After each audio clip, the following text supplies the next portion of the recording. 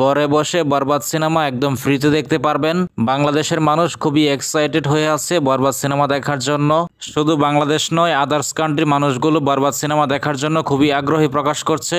বরবাদ cinema দেখার জন্য আপনাকে হলে যেতে হবে না, সরাসরি আপনি মোবাইল দিয়ে দেখতে পারবেন। তো আজকে আমি আপনাদেরকে এমন একটি অ্যাপ্লিকেশন দিব যেখান থেকে আপনারা বরবাদ সিনেমা দেখতে পারবেন। বরবাদ সিনেমা দেখার জন্য প্রথমে চ্যানেলটি সাবস্ক্রাইব করতে হবে। তো চলুন ভিডিওটি শুরু করা যাক। সাকিব খানের বরবাদ সিনেমা দেখার জন্য প্রথমে আপনাকে চলে আসতে হবে গুগল প্লে স্টোরে। গুগল প্লে স্টোরে আসার পর এখান থেকে সার্চ করবেন চরকি লিখে। দেখতে পাচ্ছেন একটা অ্যাপ্লিকেশন চলে আসছে, এটা আপনারা ইনস্টল করে নেবেন। চরকি অ্যাপসটি ইনস্টল হওয়ার পর এখান থেকে ওপেনে ক্লিক করে দিবেন।